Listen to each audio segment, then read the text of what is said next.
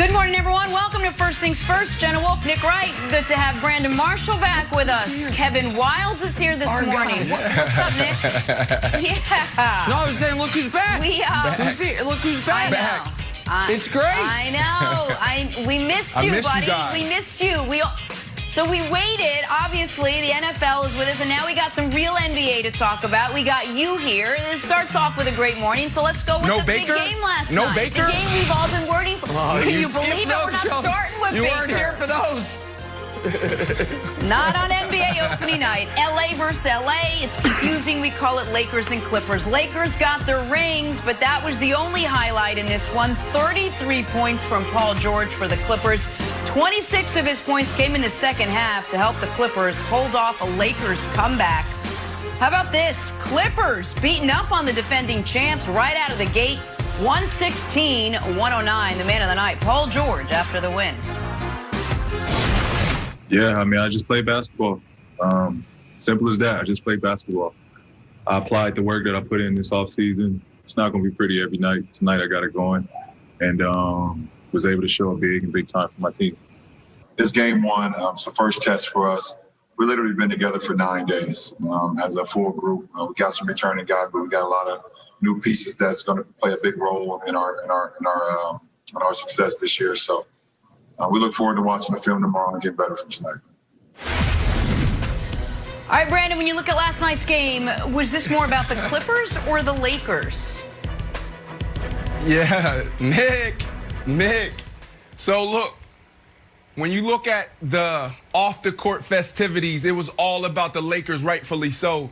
And watching the celebration, I just thought about those sacrifices that those athletes had to make to get to that point. It was a beautiful thing. I don't know if I was the only one, but listening to the families introduce and crown their kings last night was pretty powerful, because as a professional athlete, a former professional athlete, all I thought about was those moments of just, when I eating chicken breasts and broccoli when I didn't want to. And I know, Jenna, you probably love that, and you're going to get on me later about it, but you don't really like to eat that for 6-7 months in a row. You don't want to, when the family's going on vacation and they're having a good time and having a Slurpee, and you got to have, make sure you get your gallon of water in. I thought about those moments, and I was like, wow, that is awesome.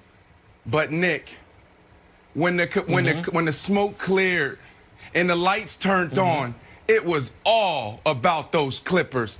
I don't know if you saw it last night. Did you watch that game? It was all about the Clippers. This was the Clippers that we were talking about last year and what we wanted to see. Paul George rips for 33. You got Mr. Consistent Kawhi go for 26. You had Serge Ibaka come in and play lights out. You had Lemon Pepper Lou even come in and look explosive. And guess what? You had Pat Beverly making threes. This NBA season is going to get real interesting, Nick. It was all about those Clippers when those lights turned on. I actually agree with you, Brandon. It was all about the Clippers. And the last time on this show, we led the show with the Clippers. It was with me cackling at their demise. So let me give them a sincere and earnest congratulations, because it had been 362 long, hard days since they had last beaten the Lakers last Christmas. And more importantly, it had been 106 days since they went up 3-1 on the Nuggets. So it had been 106 days between wins for these Los Angeles Clippers, so I'm happy for them. They got that monkey off their back. Now, unfortunately for the Clippers, what I saw last night not only does not make me more confident in their ability to be better than last year, it makes me less confident. They beat the Lakers. I'm happy for them. The Lakers obviously weren't ready to play in the first quarter. They're down 22 points, and that was the story of the game. Lakers clawed back into it, tied it a couple times, never took the lead, and the first quarter ended that basketball game for all intents and purposes. The problem for the Clippers is this, Wilds. Did you see who they're playing? Not who they're against, who they are giving rotation minutes to. In the starting lineup was Nick Batum. Now, I understand Marcus Morris isn't there, but Nick Batum, who, if people aren't familiar, played for the Hornets. Oh, okay, well, yeah, the Hornets had a lot of Nick Batum experience, and their reaction to that was Gordon Hayward we would like to give you $120 million to play for us. And Nick Batum, we would like to give you $27 million to play for anybody else. See you later. I saw Luke Kennard prominently featured. $16 million per year, newly minted Luke Kennard. He's a significant member of their rotation. You mentioned Pat Beverly.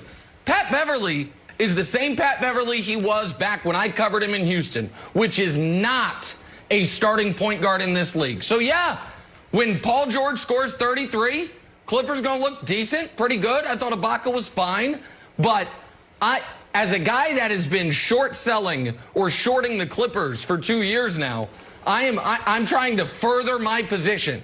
If anyone is long on the Clippers, and it sounds like Brandon is, I will front you those stocks, because nothing about last night made me think the Clippers season is going to be any more successful this year than it was last year, Wilds.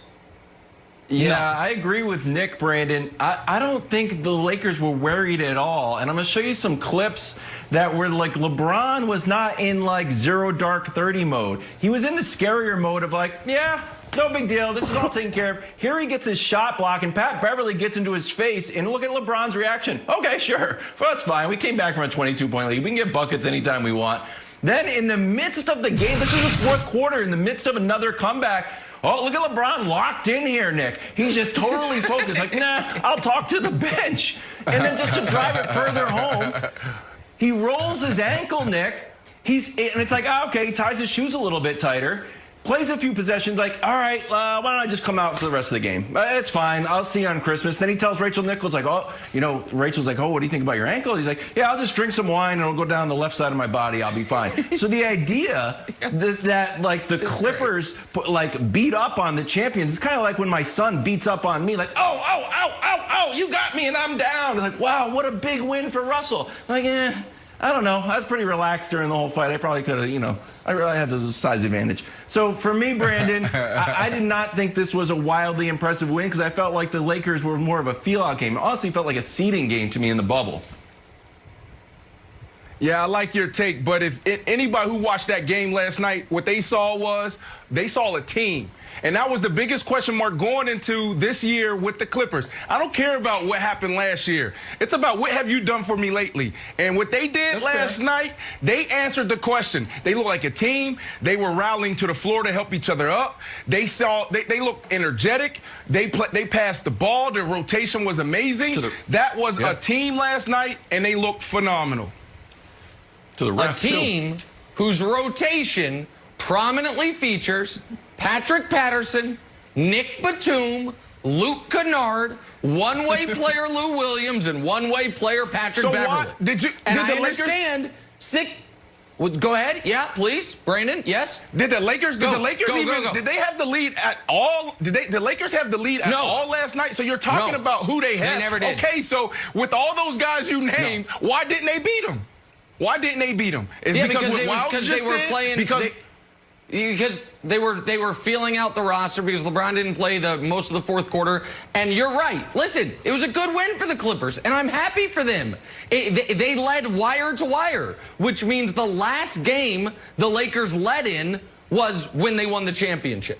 So that's going to be the last time they led, and the last time, and the Clippers now have had a fourth quarter lead for the first time since they went up 3-1 on Denver. What have you done for me lately, baby? Involved. The Clip Show is back. I'm happy. Good for them. All right, well, maybe the Lakers can